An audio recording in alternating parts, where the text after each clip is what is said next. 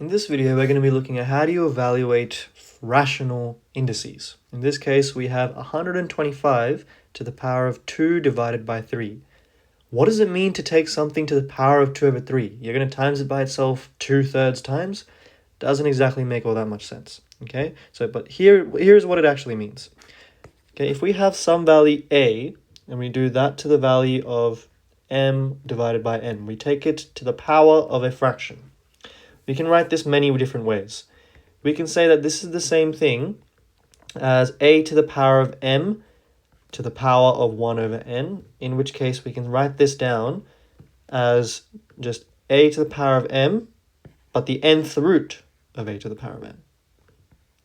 Okay, so if it was, let's suppose, 2 divided by 3, we would say it's the cube root of 125 squared. Okay, but doing 125 squared without a calculator, no, that's just too much effort. So we can also rewrite it as a to the power of 1 over n to the power of m. Okay, and the reason we can rewrite it like this as well is because m to the power of 1 over n is the same, m times 1 over n is the same as 1 over n times m. So continuing on, we can rewrite this as just the nth root of a to the power of m, the whole of the root to the power of m. So in this question, it would be much easier to say that we can do 125. Okay, we can cube root this number first, then we can do this to the power of 2. That's a much easier thing to say. So for this question here, for 125 to the power of 2 over 3, let's do just that.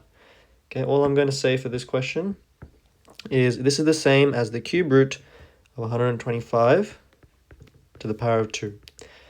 So the cube root of 125 is simply just 5. And 5 squared is 25. So this is our final answer for what is the value of 125 to the power of 2 over 3. And in this video, we're going to be doing problems just like this. So let us go through a few more. The next question we have is 243 to the power of 3 over 5. Am I going to do to the power of 3 first? Or am I going to take the fifth root of 243 first? And the fifth root is significantly easier than cubing. Okay, all we can say is this is the same as 243 to the power of 1 over 5 to the power of 3. To the power of 1 over 5 simply means to the power of 1 over 5, which means the fifth root. So the fifth root of 125, I'm slowing my numbers here, it's meant to be the fifth root of 243, to the power of 3. And that is just the same thing as 3 to the power of 3, which is equal to 27. And how much easier was this than having to first do 243 to the power of 3 first? So always make sure you check the context of the question and what order do you do things in. The next question we're going to do is 81 to the power of negative a half. Okay, and I hope you remember the index rule that says if I have a to the power of a negative integer, well, I can simply write that as 1 divided by a to the power of a positive integer m. Okay, so let's use this rule here to first make this nicer. Okay, we can first say that this integer here, this value here, is the same as 1 divided by 81 to the power of positive a half. 81 to the power of positive a half, because we just took the entire expression to the denominator. Now we can say that this is the same as 1 over the second root, or the square root of 81, which is the same as 1 over 9. Quite straightforward, isn't it?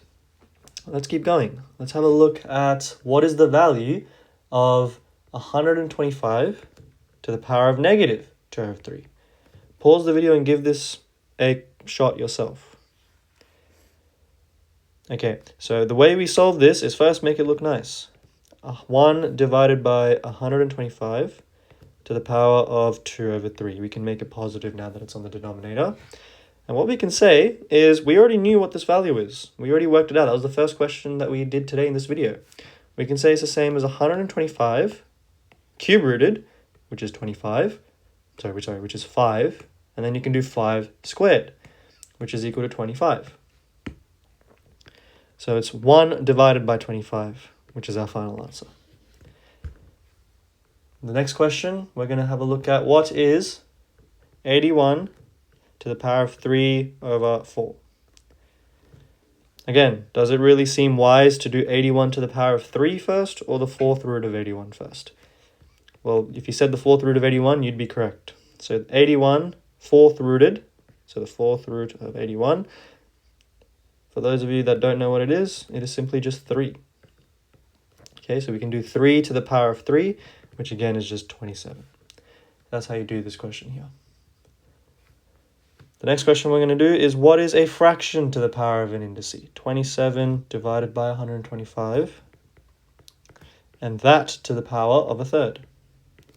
Well, this is just the same thing as 27 to the power of a third divided by 125 to the power of a third.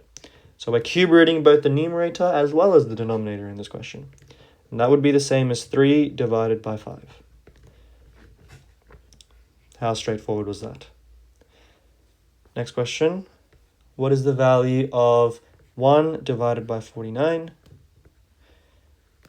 to the power of negative 3 over 2? Now the negative indice makes it a little bit harder, but it shouldn't be too complicated. First thing we do is try to make it a positive integer. Positive indice, I should say. So we can do 1 over 49 to the power of 3 over 2. And another way of doing this is you can simply just flip the inside fraction. You can just flip the fraction on the inside instead. So all this becomes is 49 to the power of 3 over 2. So what is the square root of 49? Well, that is just 7. So we have 7 to the power of 3. What is 49 times 7? Well, you can work it out by hand if you'd like. All right, that's the same as 3 here and 6 here.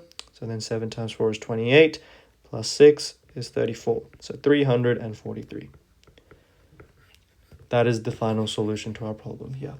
And this is how you use fractional indices to solve an expression like such.